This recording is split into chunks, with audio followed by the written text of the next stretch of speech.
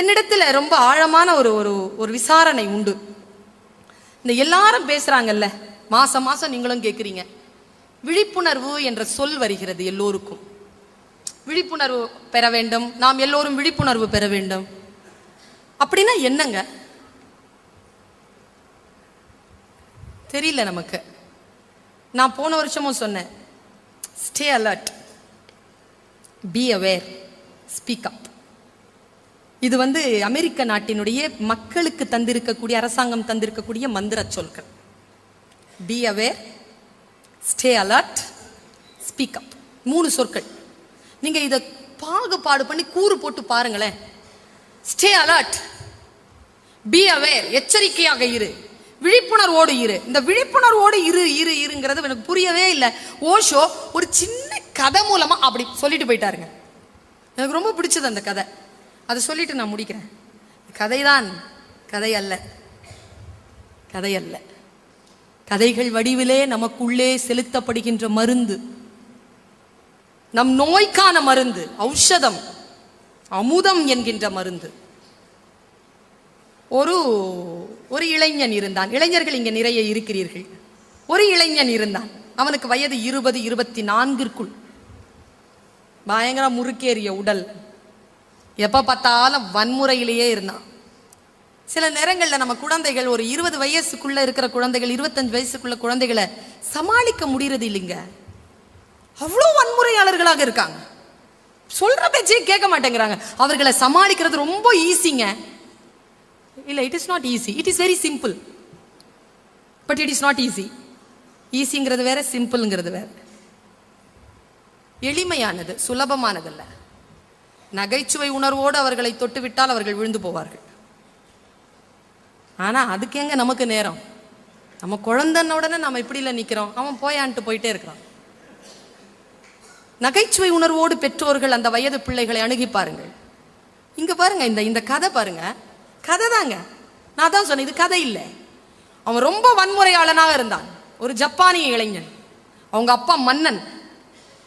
அவன் நேரம் அப்பாட்ட வந்து சொன்னான், அப்பா, இளவரசனா இருந்து போர் அடிச்சு போச்சு. I want to be a king, please quit your place. நீ வெளியேறு, நான் மன்னன் ஆகணும்.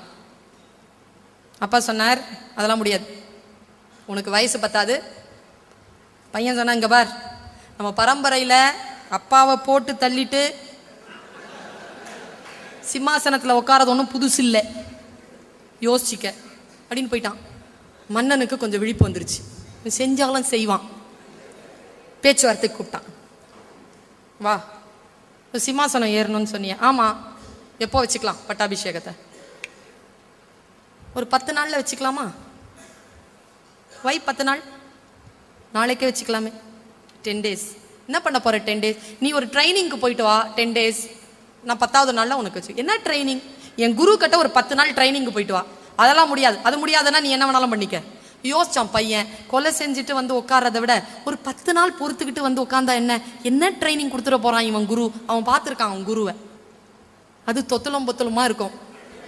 அதுக்கிட்ட போய் ஒரு 10 நாள் கஞ்சி சோறு சாப்பிட்டு வரணும், அவ்வளவுதானே. வரேன் அப்படின்ட்டான். குரு கிட்ட கூட்டிட்டு போனான் நான் பையனை. குரு இப்படி உட்கார்ந்துருக்கார், மெலிந்த தேகம், நீண்ட தாடி, கண்ணை மூடிட்டு உட்கார்ந்துருக்கார். வந்ததை அறிந்து கொண்டார். குருவே, என் குழந்தையை உங்களிடத்தில் ஒப்படைக்கிறேன். அவன் குரு கையை காட்டினார். 10 நாள் கழித்து அழைத்து போ அப்படின்ட்டார். வேற எதுவும் பேசல. பையன் உட்காந்துருந்தான். குருவை பார்த்தான். குரு கண்ணை மூடிக்கிட்டே இருக்கிறார். அப்பா போயிட்டார். இவன் நின்றுட்டு இருக்கான். உட்காரத்துக்கு சேர் இல்லை. ஹலோ. குரு கண்ணை திறந்தார். ட்ரைனிங் எப்போ? நாளை காலையில். இன்னைக்கு என்ன? இன்னைக்கு ஃப்ரீயா? Count down starts now. இப்போ ஆரம்பிக்கிறேன். சரி, போய் சாப்பிடு. ட்ரைனிங் சாப்பிடப்பா, இன்னிலேருந்தே கவுண்ட் டவுன் ஆரம்பிச்சுக்க, போய் சாப்பிடுங்க. போய் சாப்பிட உக்காந்தான். பொட்டுன்னு ஒரு அடி விழுந்தது தலையில. திரும்பி பார்த்தா அங்க போயிட்டு இருக்கிறார் குரு. வேகமா குரு கிட்ட போனான். என்ன அடிச்சுட்டு போறீங்க? ட்ரைனிங் ஆரம்பிச்சிருச்சு. நான் அடிக்கிறதா ட்ரைனிங்? ஆமா. அப்ப நான் திருப்பி அடிக்கலாமா? அடி, உடனே அடிக்கணும். சரி, போய் உட்காந்து சாப்பிட உட்காந்து பட்டேர்னு மறுபடியும் ஒரு அடி. திரும்பி பார்த்தா குரு அங்க போறார். எழுந்து வரத்துக்குள்ள வேலை முடிஞ்சு போயிரு. ரொம்ப கோவம் வந்துருச்சு. மறுபடியும் உட்காந்தான். பட்டேர்னு மறுபடியும் அடி. பார்த்தா அங்க போறார். இவன் சாப்பிட முடியாது. சாப்பிடும் போது தான் அடிப்பியான்னு கேட்டான். ஆமா, சாப்பிடும் போது தான் அடிப்பேன். அடுத்த நாள் காலையில சாப்பிட்ற வரைக்கும் குருவையே பார்த்தானா. பார்த்து அவர் நடக்கிற நட இருக்குல்ல, சத்தம், அதையே கேட்டு வச்சுக்கிட்டான். அடுத்த நாள் காலையில சாப்பிடும் போது அவர் நட சத்தம் கேட்டவுடன் திரும்பி பார்த்தான். அடி விழல, குரு போயிட்டார். மத்தியான சாப்பாடப்போ அவர் மெதுவா வந்து அடிச்சுட்டு போயிட்டார்.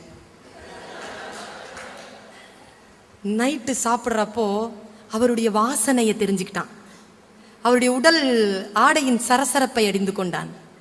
நைட்டு அவர் வரும்பொழுது அவருடைய வாசனையும் அவருடைய காற்றும் அவருடைய மூச்சு காற்றும் அவர் உடல் சரசரப்பும் தெரிந்து போயிட்டு திரும்பின உடனே அவர் போயிட்டார். நைட் அடி வாங்கலீங்க. அடுத்த நாள் காலையில சொன்னா, இரவு நான் அடி வாங்கல, நான் போலாமான்னு கேட்டான். இல்ல, இனிமேல் நீ தூங்கும்போது அடிப்பேன்னார்.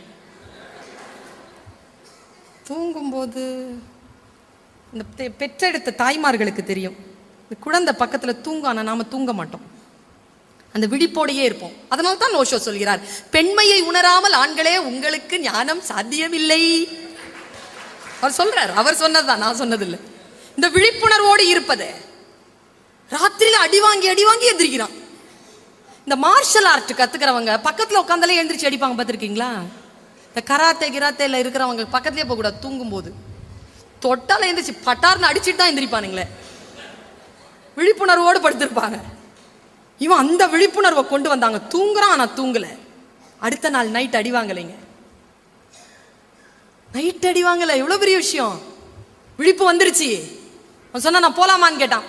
இன்னொரு ட்ரைனிங் பாக்கி இருக்கு. என்ன ட்ரைனிங்? இனிமேல் உன்னை பார்த்தா கத்தியால குத்துவேன்னார்.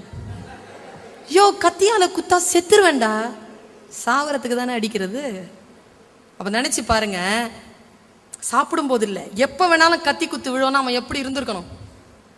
அன்னைக்கு ஹோல் டேங்க அவன் அப்படி இருந்தாங்க, தீபம் மாதிரி இருந்தான், சுடர் விட்டு பிரகாசித்துக் கொண்டிருந்தான். குரு அவர் பக்கத்திலேயே போக முடியல.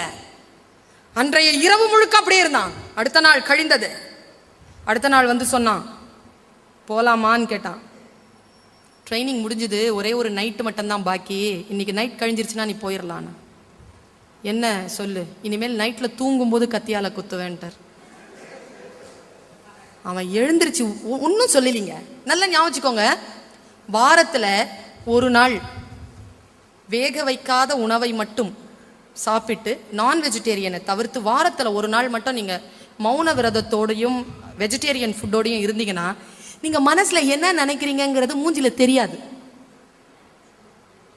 எவ்வளவு பெரிய வரம் தெரியுமா அது? நம்ம விழுந்து போறது அங்கதானே.